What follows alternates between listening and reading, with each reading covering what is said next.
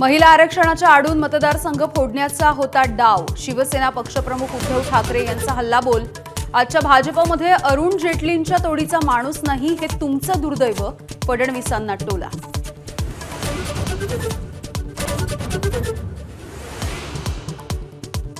बारामती आणि राहुरी पोटनिवडणूक प्रचाराचा आजचा अखेरचा दिवस. मुख्यमंत्र्यांच्या उपस्थितीमध्ये आज बारामतीमध्ये प्रचाराची सांगता सभा. सुप्रिया सुळेही सभेला लावणार हजेरी.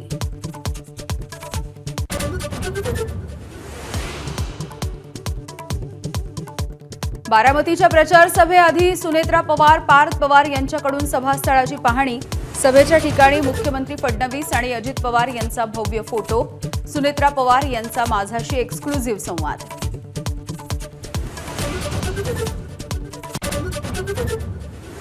भोंदू अशोक खरातच्या विरोधामध्ये आणखी एक गुन्हा दाखल. जगदंबा ग्रामीण बिगर शेती पतसंस्थेमध्ये बनावट खाती उघडून गैरव्यवहार केल्याचा आरोप.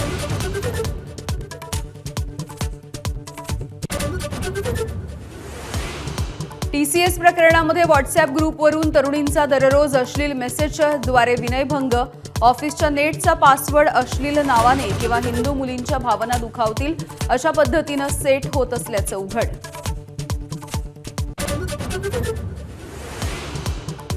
नमाजाच्या फायद्याच्या व्हिडिओवरून उद्योजिका नमिता थापर ट्रोल.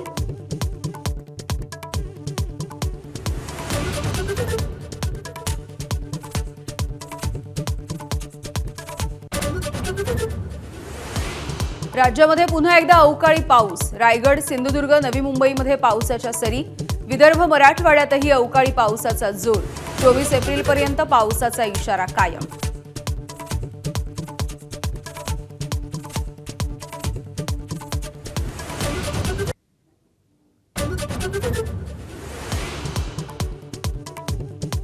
इराण चर्चेसाठी येणार. सर्वोच्च नेत्याचा शिष्टमंडळ पाठवण्यासाठी होकार. अमेरिकन मीडियाचा दावा. इराणकडून अजून अधिकृत घोषणा नाहीच. जुन्या पेन्शन योजनेसाठी राज्यभरामधील 17,50,000 शासकीय, निमशासकीय कर्मचारी आणि शिक्षक हे आजपासून बेमुदत संपावरती गेलेत. यामुळे शासकीय कार्यालयांमध्ये मोठा फटका बसतोय. आमचा हा लढा आनंदाचा नाही तर शासनाच्या उदासीनतेमुळे असल्याचा आरोपही यावेळेला या कर्मचाऱ्यांनी केलाय. शासन केवळ आश्वासनं देतोय, कृती करत नाही. जोपर्यंत ठोस निर्णय होणार नाही तोपर्यंत बेमुदत संप मागे घेणार नाही असा इशारा देखील कर्मचारी संघटनांनी दिलाय. मुंबईमधील जेजे हॉस्पिटलमधील, छत्रपती संभाजीनगरच्या घाटी रुग्णालयातील आणि रत्नागिरीच्या मनोरुग्णालयामधले कर्मचारी या संपामध्ये सहभागी झालेले आहेत. तर परभणी आणि कोल्हापूरमध्ये देखील सरकारी कर्मचाऱ्यांनी संपाचं हत्यार उपसलेलं आहे.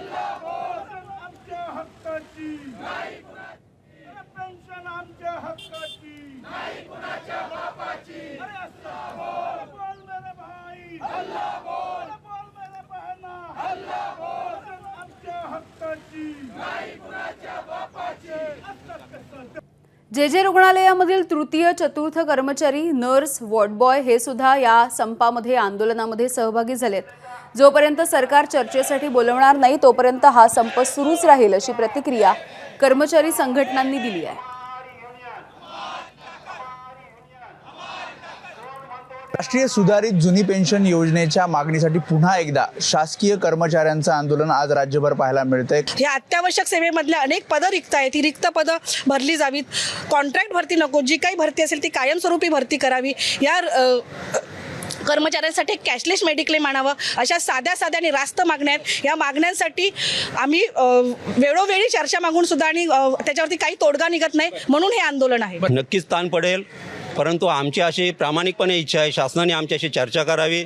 आमचे जे प्रश्न आहेत, 18 प्रश्न आहेत, ते शासनाने त्वरित सोडवावेत. आज जे रुग्णालयाची अशी परिस्थिती आहे सर की चतुर्थ श्रेणीतील जी पदं आहेत ती सरळ सेवेने अनेक वेळा संघटनेने शासनाकडे, प्रशासनाकडे प्रस्तावना करून सुद्धा, अनेक वेळा चर्चा करून सुद्धा आज ही 150 ते 200 पदं क्लास 4ची रिक्त आहेत. आज तो सगळा भार आज नातेवाईकांवरती पडतोय. आज नातेवाईक गाड्या ढकलत आहेत. जोपर्यंत शासन आम्हाला चर्चा देऊन आमच्या मागण्यांबद्दल ठोस निर्णय घेत नाही तोपर्यंत महाराष्ट्रभर राज्य सरकारी कर्मचारी, शिक्षकेतर कर्मचारी, जिल्हा परिषद कर्मचारी संपूर्णतः संपावरती आहेत. कॅमेरामॅन सचिन शिंदेसह मी वेदांत, नाईब, ABP माझा, मुंबई. सरकारी कर्मचारी संपावरती गेल्यामुळे कामकाजावरती या सगळ्याचा परिणाम होण्याची शक्यता आहे. मात्र सरकारी कर्मचाऱ्यांच्या संपावरती मुख्यमंत्री देवेंद्र फडणवीस हे निश्चितपणे तोडगा काढतील अशी प्रतिक्रिया मंत्री शिवेंद्रराजे भोसले यांनी दिली आहे. राज्यातील सरकारी कर्मचारी आता संपावर गेलेले तर त्याचा राज्य शासनाच्या कामकाजावर परिणाम होण्याची शक्यता आहे. आता संपावर गेलं तर ऑब्व्हियसली परिणाम होणार, पण त्याच्यावर तोडगा काढतील. मुख्यमंत्री समर्थ आहेत, त्यामुळे नक्की तोडगा निघेल. अमरावतीच्या परतवाडाच्या प्रकरणामधील मुख्य आरोपी अयान अहमद याला अगदी थोड्याच वेळात अचलपूर न्यायालयामध्ये हजर केलं जाणार आहे. परतवाडा पोलीस स्टेशनमध्ये ग्रामीण पोलिसांची RCPची 2 तुकड्या ज्या आहेत त्या सध्या दाखल झालेल्या आहेत आणि कडक पोलीस बंदोबस्तामध्ये या अयान याला कोर्टामध्ये हजर केलं जाईल.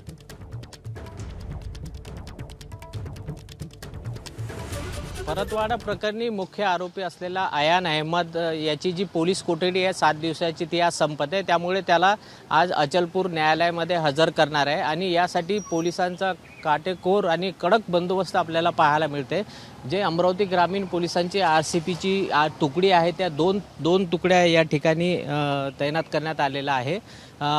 आपल्याला माहितीच आहे की अयान अहमदचा जो कृत्य आहे तो अतिशय संतापजनक आहे. त्यामुळे खूप नागरिकांमध्ये रोष आहे.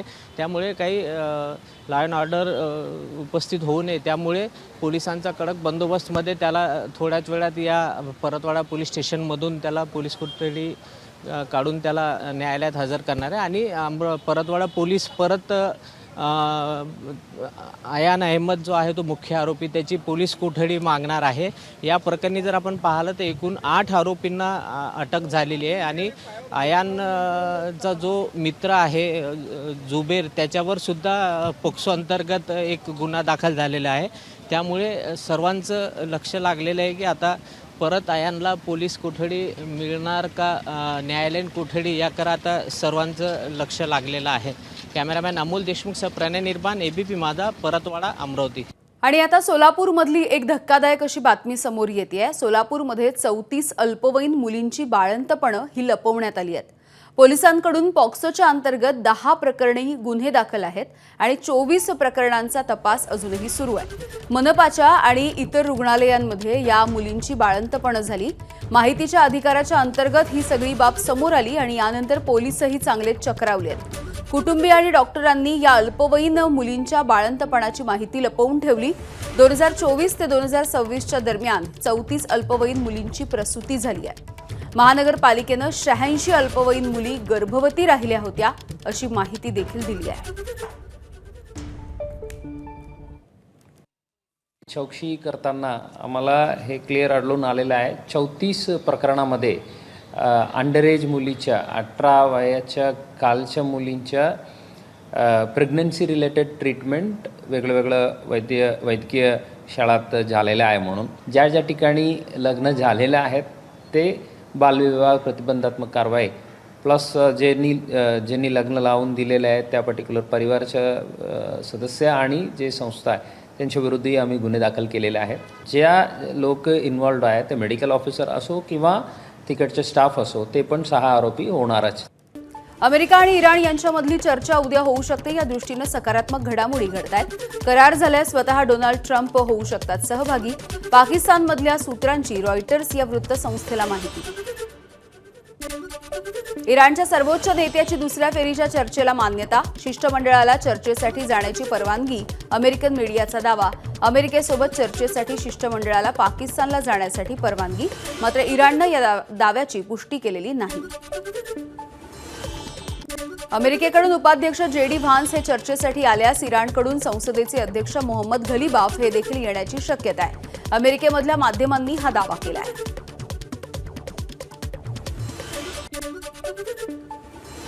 अमेरिकेचे राष्ट्राध्यक्ष डोनाल्ड ट्रम्प यांच्याकडे इराणसाठी अन्य पर्याय उपलब्ध आहेत. त्याचा इराण विरुद्ध वापर करण्यामध्ये ट्रम्प अजिबात कचरणार नाहीत. व्हाईट हाऊसमधल्या सूत्रांची माहिती. अमेरिका आणि इराण यांच्यामध्ये पाकिस्तानामध्ये चर्चेची दुसरी फेरी नियोजित आहे. मात्र अजूनही ही चर्चा होणार की नाही या संदर्भात संभ्रम कायम. हॉर्मुझच्या सामुद्रधुनीमधील अमेरिकेच्या नाकाबंदीमुळे इराणचा संताप. त्यामुळे शांती चर्चेविषयी संभ्रम. अमेरिकेची नाकेबंदी तोडून इराणचं इंधन जहाज हे यशस्वीपणे खर्ग बेटाजवळ. मार्च महिन्यामध्ये इंधन घेऊन इंडोनेशियामध्ये गेलेलं जहाज हे आता परतून खर्गजवळ पोहोचलंय. इराणकडून आता चर्चेसाठी मवाळपंथी गटाला साईडलाईन करण्यात आलंय. इराणी लष्कराचे प्रमुख अहमद वाहिदी यांनी सूत्र हाती घेतली. त्यांना इराणच्या सुप्रीम काउन्सिलचे सचिव मोहम्मद बाघेर जोलगद्र यांचं समर्थन. जोलगद्र यांचा पहिल्या शांती वार्तेच्या शिष्टमंडळामध्ये देखील समावेश. शांतता चर्चेपूर्वी डोनाल्ड ट्रम्प यांची इराणला धमकी. करार झाला नाही तर इराणवरती आजवरचा सगळ्यात मोठा हल्ला केला जाईल. अमेरिकेचे राष्ट्राध्यक्ष डोनाल्ड ट्रम्प यांचा इशारा. शांतता चर्चेपूर्वी इराणचं महत्त्वाचं वक्तव्य. धमक्यांच्या सावलीमध्ये वाटाघाटी करणं अस्वीकार्य. 2 आठवड्यामध्ये आम्ही युद्धासाठी नव्याने तयार झालोय. मात्र हॉर्मुझमध्ये नाकाबंदी लादून ट्रम्पकडून शस्त्रसंधीचं उल्लंघन. इराणच्या संसदेचे अध्यक्ष मोहम्मद बघेर घलिबाफ यांचं विधान. शांती चर्चेच्या आधी इराणच्या अध्यक्षांचं मोठं विधान. अमेरिकेवरती विश्वास ठेवणं हे शक्य नाहीये. इराण हे कुणाच्याही दबावाच्या समोर वाकणार नाही. इराणचे अध्यक्ष मसूद पेजेस्कियन यांचं स्पष्टीकरण.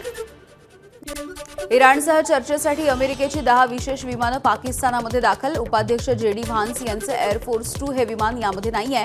व्हान्स अमेरिकेमधून निघाल्याचा अध्यक्ष डोनाल्ड ट्रम्प यांचा दावा. प्रत्यक्षात JD व्हान्स हे पाकिस्तानमध्ये पोहोचलेले नाही.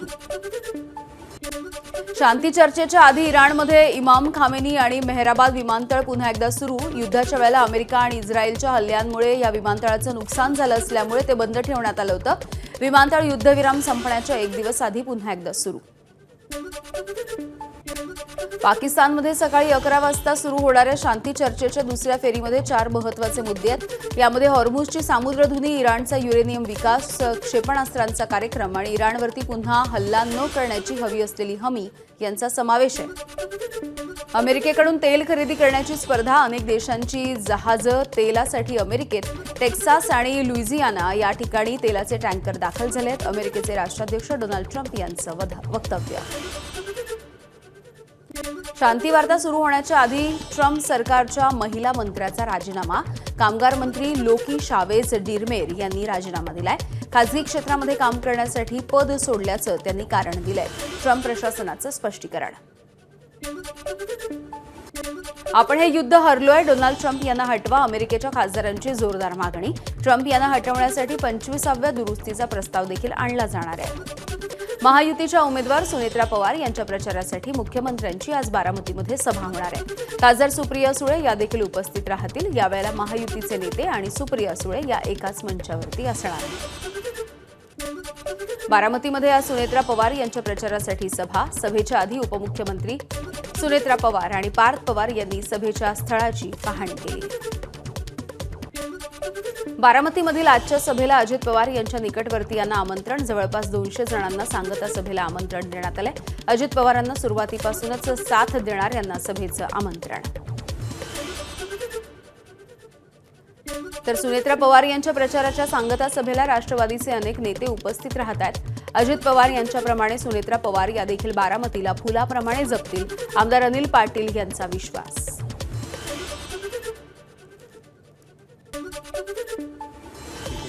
थोडंसं दुःखसुद्धा मोठ्या प्रमाणावरती आणि एक जबाबदारीचं भानसुद्धा अजितदादाच्या परिवारांनी या ठिकाणी पेलवताना या प्रामुख्याने दिसतंय.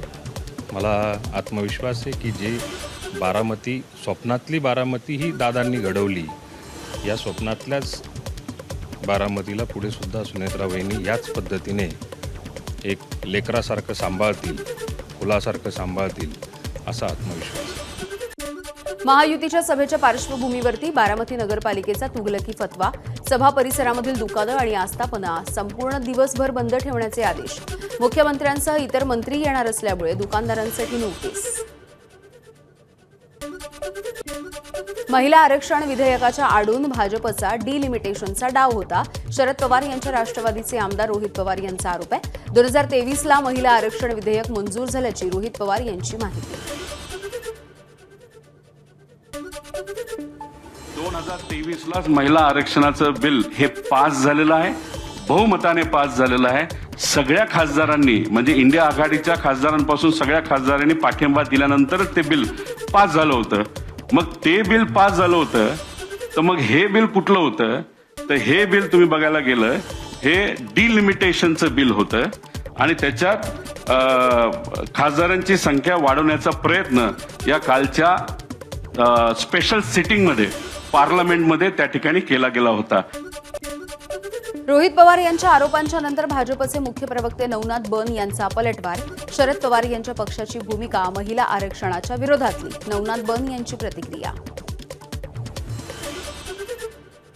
जनतेनं तुमच्या पीपीटीची वाट लावण्याचं आणि पीपीटी फाडण्याचं काम विधानसभेच्या निवडणुकीला केलंय. जामखेडमध्ये आपण 1500 मतांनी निवडून आलात याचा आधी विचार करा आणि असं भलं मोठं पॉवर पॉईंट प्रेझेंटेशन दाखवण्याच्या ऐवजी वास्तव काय आहे ते बघा. महिला आरक्षणाच्या विरोधामध्ये शरद पवार साहेबांच्या पक्षाने भूमिका घेतली, सुप्रियाताई सुळेंच्या पक्षाने भूमिका घेतली. त्याबद्दल तुम्ही काय उत्तर देणार आहात? त्या भूमिकेबद्दल एक पीपीटी महाराष्ट्राला दाखवणार आहात का? आणि दाखवणार नसाल तर आम्ही देखील एक पीपीटी दाखवायची तयारी आहे. तुमची ती ऐकायची तयारी आहे का? महिला आरक्षण विधेयकाच्या समर्थनार्थ महायुतीचा आज जन आक्रोश मोर्चा. मोर्चानंतर वरळी डोम या ठिकाणी मेळाव्याचं देखील आयोजन. मुख्यमंत्री फडणवीस हे मेळाव्यासाठी संबोधित करतील. चंद्रपूरमध्ये शिष्टाचारावरून गोंधळ उडाला. महानगरपालिकेच्या हिराई महोत्सवाच्या कार्यक्रमामध्ये खासदारांच्या नंतर कॅबिनेट मंत्र्याच्या ऐवजी स्थानिक आमदाराचं भाषण झालंय. पालकमंत्री उपस्थित असताना देखील थेट आमदाराचं भाषण झाल्यामुळे खासदार संतापल्या. चंद्रपूरमध्ये हिराई महोत्सवाच्या कार्यक्रमामध्ये मंत्र्यांच्या ऐवजी थेट आमदारच भाषणासाठी उभे राहिल्यामुळे खासदार प्रतिभा धानोरकर यांचा संताप. जिल्हा प्रशासन आणि मनपाला त्यांनी खडे बोल सुनावले. पालकमंत्री डॉक्टर अशोक उईके यांच्या समोर ही घटना घडली आहे. हिराई महोत्सवामधल्या शिष्टाचाराच्या प्रकरणी काँग्रेसच्या खासदार प्रतिभा धानोरकर यांची लोकसभा अध्यक्षांकडे तक्रार. शासकीय कार्यक्रमामध्ये महिला खासदाराचा जाणीवपूर्वक अपमान करण्यात आल्याचा तक्रारीमध्ये दावा. धानोरकरांनी कार्यक्रमामधून वॉकआउट केलं होतं.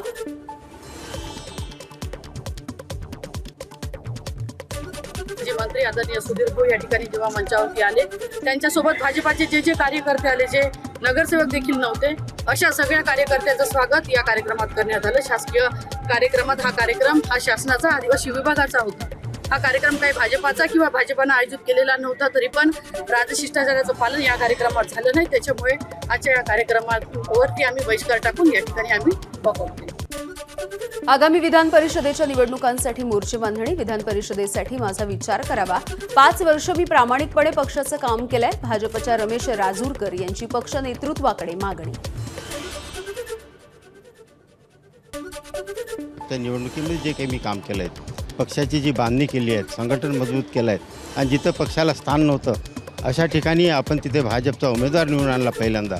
त्यावेळेस मला तिकीट द्यायचं कबूल झालेलं होतं, परंतु काही कारणामुळे पक्षाने माझा विचार केला नाही किंवा काय, तर अशा वेळेस यावेळेस माझा पक्षाने जरूर विचार करावा अशी मी त्यांना विनंती केली आहे.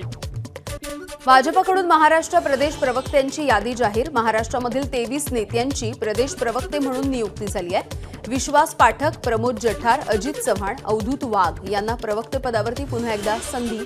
श्वेता शालिनी यांचं पुनर्वसन, तर गणेश खणकर हे देखील प्रदेश प्रवक्ते. राष्ट्रवादीचे नेते माणिकराव कोकाटे यांच्या विरोधामधल्या याचिकेवरती आज सुनावणी.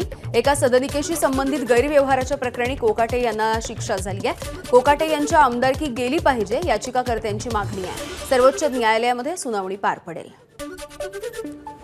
बीडच्या मसाजोगमध्ये निवडणूक होतीये. सरपंच संतोष देशमुख यांच्या पत्नी अश्विनी देशमुख आणि स्वरूपानंद देशमुख हे रिंगणात. काही लोकांची महत्वाकांक्षा मला सरपंच होऊ द्यायची नव्हती, त्यामुळे त्यांनी अश्विनी देशमुख यांना तयार केलं. स्वरूपानंद देशमुख यांच्याकडून अप्रत्यक्षरित्या धनंजय देशमुख यांना लक्ष.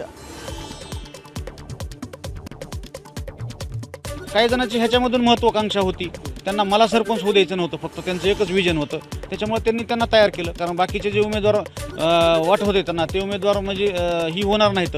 त्याच्यामुळे भावनिकतेच्या आधार घेऊन त्यांना अश्विनताईला उभा करायचं होतं, म्हणून त्यांनी त्यांना केलं. महाराष्ट्र मेडिकल काउन्सिलच्या निवडणुका रद्द करण्यासाठी सुप्रीम कोर्टाचा नकार. राज्य सरकारची शेवटच्या क्षणी दाखल केलेली याचिका कोर्टानं फेटाळली आहे. त्यामुळे 26 एप्रिल रोजी ही निवडणूक होणार आहे. राज्यामधील शासकीय, निमशासकीय कर्मचारी आणि शिक्षकांचा आजपासून संप. जुन्या पेन्शन योजनेसाठी राज्यामधील 17 लाख कर्मचाऱ्यांचा बेमुदत संप. ठोस आश्वासन मिळेपर्यंत संप मागे घेणार नसल्याची कर्मचाऱ्यांची भूमिका. मुंबईच्या जे हॉस्पिटलमध्ये काम बंद आंदोलन सुरू आहे. शासकीय कर्मचाऱ्यांच्या संपामध्ये जे रुग्णालयामधील कर्मचारी सहभागी. सरकार चर्चेसाठी बोलवत नाही तोपर्यंत आंदोलन सुरूच ठेवणार असल्याचा कर्मचाऱ्यांचा इशारा.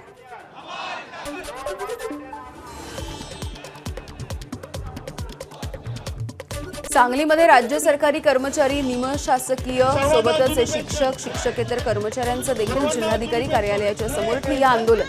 जुनी पेन्शन योजना लागू करण्याच्या मागणीसाठी कर्मचारी एकवटलेत आणि आक्रमक झाले. कोल्हापूरमध्ये शासकीय कर्मचाऱ्यांचं आंदोलन सुरू आहे. जुनी पेन्शन योजना लागू करण्याच्या मागणीसाठी हे आंदोलन करण्यात येत आहे. राज्य सरकारच्या विरोधामध्ये आंदोलकांची घोषणाबाजी. जुन्या पेन्शन योजनेच्या मागणीसाठी सोलापूरमधील विविध शासकीय, निमशासकीय कर्मचाऱ्यांचं आंदोलन. आरोग्य कर्मचारी, चतुर्थ श्रेणी कर्मचारी, पोलीस कार्यालय, लिपिक यासह विविध विभागामधील कर्मचारी आंदोलनात सहभागी. वेगवेगळ्या मागण्यांसाठी राज्यभरामधले 17 लाख सरकारी कर्मचारी हे आजपासून बेमुदत संपावरती जात आहेत. हिंगोलीचे सरकारी कर्मचारी देखील वेगवेगळ्या मागण्यांसाठी संपामध्ये सहभागी होत आहेत. हिंगोलीच्या जिल्हाधिकारी कार्यालयामध्ये सध्या शुकशुकाट आहे. जुन्या पेन्शन योजनेसह वेगवेगळ्या मागण्यांसाठी परभणी जिल्ह्यामधील 15 ते 18 हजार कर्मचारी बेमुदत संपावरती गेलेत. सर्वच शासकीय कार्यालय ही आता ओस पडल्याचं चित्र आहे. राज्य सरकारी कर्मचाऱ्यांच्या संपाचा नंदुरबार जिल्ह्याला देखील फटका. महसूल, आरोग्य आणि शिक्षण विभागामधील हजारो कर्मचारी संपावर. आरोग्य सुविधांवरती देखील परिणाम होण्याची शक्यता.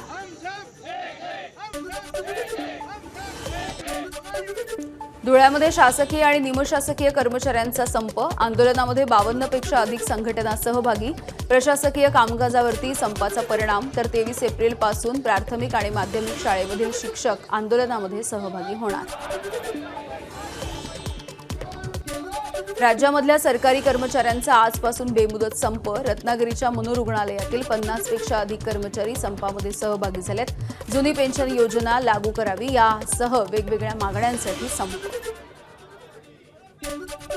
भंडाऱ्यामध्ये महसूल कर्मचाऱ्यांच्या सोबतच आरोग्य कर्मचारी देखील संपावर. कर्मचारी संपामध्ये सहभागी झाल्यामुळे शासकीय कार्यालयांमध्ये शुकशुकाट. तर भंडारा जिल्हा सामान्य रुग्णालयामध्ये कार्यरत असलेल्या परिचारिका संपामध्ये सहभागी झाल्यामुळे रुग्णसेवेवरती परिणाम. वाशिममधील महसूल विभागाच्या कर्मचाऱ्यांचं जिल्हाधिकारी कार्यालयावरती काम बंद आंदोलन. जुनी पेन्शन योजना नव्यानं लागू करण्याविषयी सरकार उदासीन आहे, कर्मचाऱ्यांचा आरोप आहे. तर जुनी पेन्शन योजना लागू करण्याच्या मागणीसाठी बुलढाणा जिल्हा शासकीय रुग्णालयामधील कर्मचारी संपावर. जिल्ह्यामध्ये शासकीय कर्मचाऱ्यांच्या संपाचा परिणाम नाही. एबीपी माझा, उघडा डोळे बघा नीट.